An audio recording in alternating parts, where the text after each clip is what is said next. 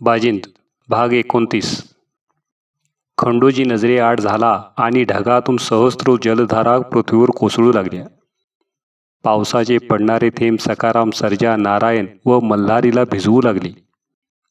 पण आता शरीर भिजले तरी त्याचे काही चौघांना वाटत नव्हते. खंडोजीच्या मुखातून रायगडच्या जंगलात घडलेल्या एका अद्भुत अध्यायाचे श्रवण करून ते चौघेही अखंड त्याच्या भूतकाळात भिजून गेले होते. अंगावर चांगलाच गारठा वाढू लागला आणि ते चौघेही त्या डोंगराच्या चढणीला लागले. कोणी कोणाबरोबर बोलत नव्हते. निशब्द शांतता, वरून कोसळणाऱ्या सरी आणि चढणीने लागलेला दम व त्यामुळे होणारा श्वासोच्छवासाचा आवाज एवढेच ऐकू येत होते. सखाराम विचार करत होता की काय अद्भुत कथानक घडले खंडोजीच्या आयुष्यात. ज्या प्रेमामुळे त्याने कर्तव्यात कसूर केली, त्याच प्रेमाच्या आड किती भयानक संकटे येतात. ज्या बाजींच्या गूढ ज्ञानाचे आम्हीही दिवाने झालो, ते ज्ञान तर बहिर्जी नायकांच्या पुढे काहीच नाही. आणि असे बहिर्जी नाईक जे शिवाजी राजांच्यासाठी जीव सुद्धा ओवाळून टाकत आहेत, ते शिवाजी महाराज कसले असतील. सखाराम विचार करत रडू लागला. पावसाच्या पाण्यात त्याचे अश्रू वाहू लागले. मनात मात्र शिवरायांना डोळे भरून पाहण्याची आस निर्माण झाली होती. एव्हाना डोंगराचा चढ संपून पठार लागले होते आणि समोर पावसात धुसर दिसणारे मंदिराचे शिखर दिसू लागले. मल्हारी बोलला, "अरे ते समोर दिसतं ते मंदिर बघा आलं. आता ह्यात कोण भेटणार देवालाच ठाऊक बाबांनो. आज रात्री इथं थांबू आणि उद्या मातूर मागं फिरायचं. लय दिस झालं ही दरी खोरी पालती घालतोय बाबांनो. बास, मला काय आपण शिवाजी राजांपर्यंत पोचू असं वाटत नाही."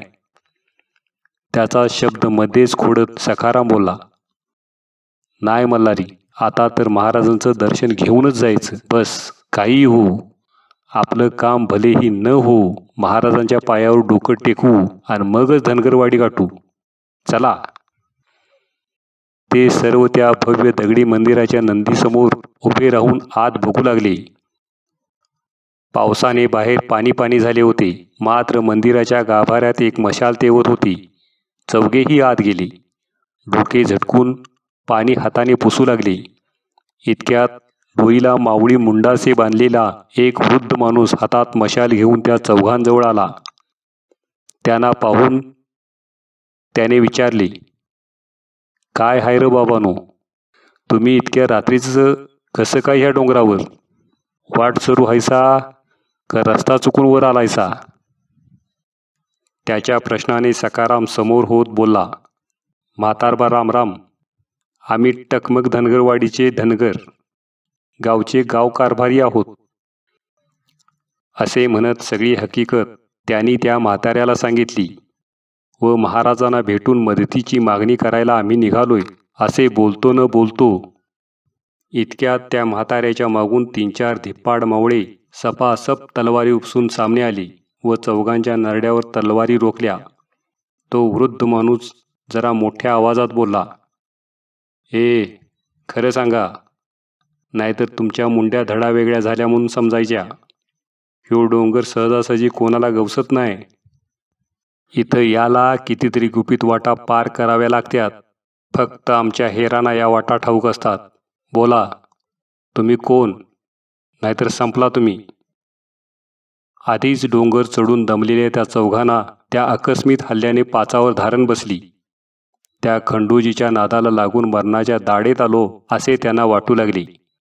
भीतीने चौघेही काही बोलत नव्हते. त्यांच्या गप्प बसण्याने ते मावळे अजून चिडले व चौघांना बेदम हाणू लागले. लाता बुक्क्यांचे प्रहार तोंडावर बसताच चौघेही जीवाच्या आकांताने ओरडू लागले. इतक्यात नारायणला अचानक खंडोजीचे शब्द आठवले. मंदिरात कोणी भेटले की परवलीचा शब्द सांगा. उंबराचं फूल. एका क्षणात नारायण ओरडू लागला, "उंबराचं फूल, उंबराचं फूल, उंबराचं फूल." तो शब्द कानी पडताच ती धारकरी जाग्यावर थांबली आणि नारायणकडे पाहत विचारू लागली, "कोण कोण तुम्ही?"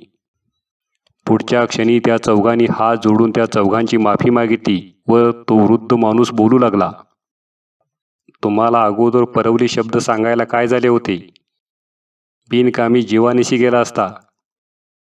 चला आत या, असे म्हणून त्याने चौघांना आत घेतले. मंदिराच्या आत असणारी दानपेटी त्या चौघांपैकी 2 मावळ्यांनी उचलली आणि एक मशालवाला आत उतरला.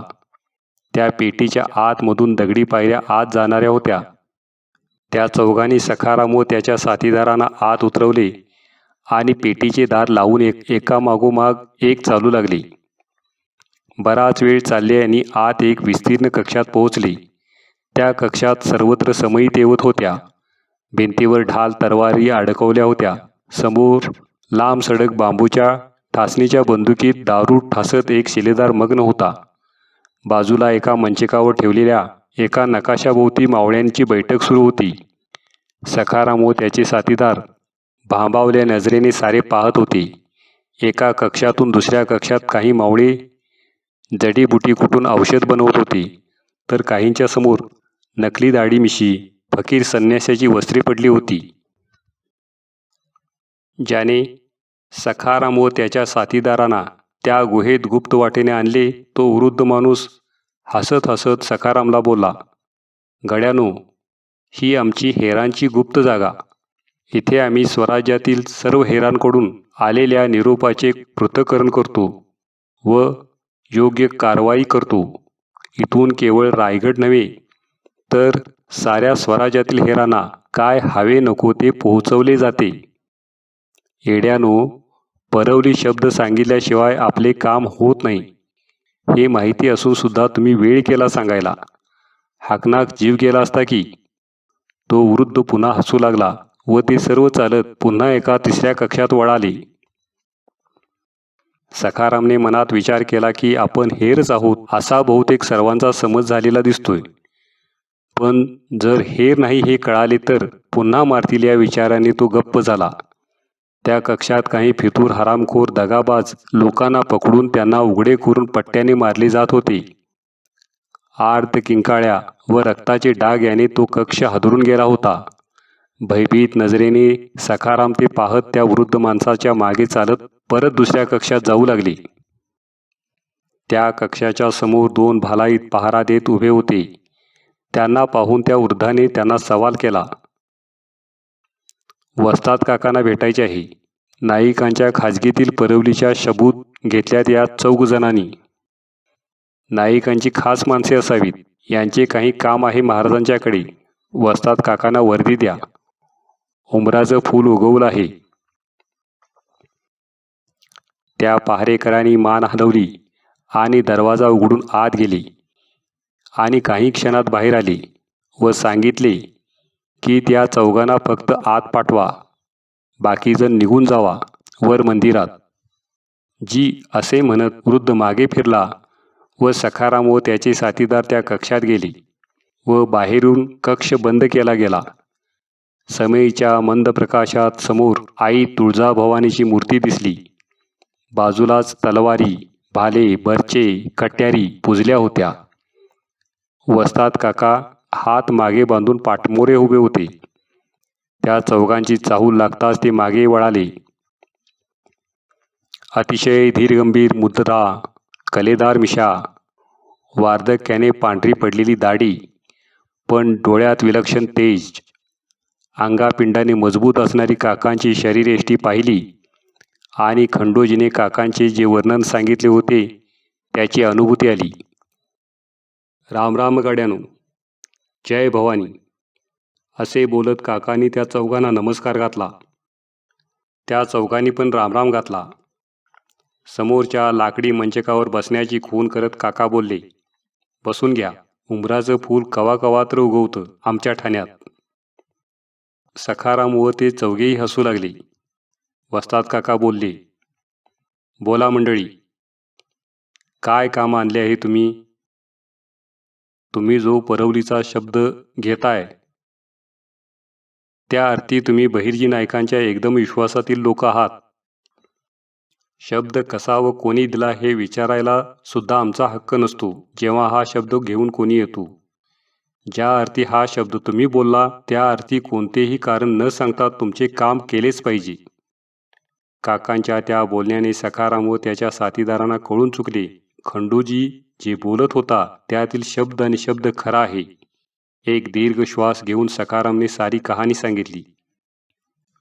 टकमक टोक, कडेलोट, नरभक्षक वाघ, वस्तीवरील हल्ले, सर्व काही सांगून फक्त एकदा महाराजांची भेट घडवा अशी विनंती केली. काकाने शांतपणे सर्व काही ऐकून घेतले आणि मोठा उच्छ्वास टाकत बोलले, चला, तुमची समस्या लय मोठी आहे, पण लय पुण्याचे काम आहे हे. तुमची वाडी वस्ती सुखी झाली पाहिजे. उद्या दिवस उगवायला आपण रायगडच्या चित्त दरवाजातून गडावर जाऊ. आता काहीतरी खाऊन झोपी जा, सकाळी भल्या पहाटे निघू. सखाराम व त्याच्या मित्रांचा आनंद गगनात मावत नव्हता. 4 दिवस मरमर चालून इथवर आल्याचे चीज होईल असे वाटत होते. आता खंडोजीला भेटून त्याच्या पण पायावर डोकं टेकवायचं आपण. गावात बोलावून मिरवणूक काढायची त्याची, असा विचार करत ते चौघेही झोपी गेले. पहाट झाली. हेरांचे ते मुख्य ठाणे मात्र रात्रभर जागेच असते. कोणाला तरी पकडून आणून मारत असत, तर कोणी हेर जखमी होऊन उपचाराला येत. कोणी भावी योजनांचे युद्धाचे नियोजन करत होता, तर कोणी कपडे काढून व्यायाम करत होता. वस्ताद काका व ते चौघे लवकर तयार झाले व त्या कक्षातून निमुळत्या होत गेलेल्या चोर वाटेने बाहेर पडू लागली. एका विस्तीर्ण गुहेत ती चोरवाट येऊन संपली. समोरच एक तपस्वी कुबडी घेऊन समाधिस्थ झाले आहे असे दिसत होते. त्याच्याकडे पाहत वस्ताद काका बोलले, जय रोहिडेश्वर. काकांच्या त्या आरोळीने समाधीची ढोंग करून बसलेला तो हेर जागा झाला व बोलला, जय जय रघुवीर समर्थ. आणि दुसऱ्याच क्षणी ते दोघेही हसू लागले. ती गुहा बाहेरून खुली होती. सकाळची कोवळी किरणे गुहेच्या आत येत होती. उगवणाऱ्या सूर्यनारायणाकडे पाहत वस्ताद काका बोलले, चला, फक्त अर्ध्या फरलांगावर चित्त दरवाजाच्या हमरस्त्याला आपण लागू. ते अवघड कडेकपारी ओलांडून चालत चित्त दरवाजाजवळ आले. पाऊस रिमझिम कोसळत होता, त्यामुळे वाटेवरचे गस्तीचे पथक दिसले नाही. पण चित्त दरवाजाजवळ कोणीही दिसत नव्हते. काका समोर आले व त्यांनी मोठ्या आवाजात सूचना केली, कोण आहे का? दरवाजा खोला. हे शब्द कानी पडताच एक धिप्पाड मावळा दरवाजावरून हातात असलेली ठासणीची बंदूक त्या 5 जणांवर रोखत बोलला, खबरदार, पुढं यायचं नाही बिलकुल. बंदूक गच्च भरल्या दारूनं. पुढं येशीला तर एका ढगात पोचशीला. तुम्हासनी एकदाच विचारतो, परवलीचा सबूत सांगा. जर चुकलासा तर मेलासा, विचार करून सांगा. सरळ चित्त दरवाजात येतायसा. बघू, सांगा सबूत. असे म्हणताच वस्ताद काका हसले व म्हणाले, पौर्णिमेचा चंद्र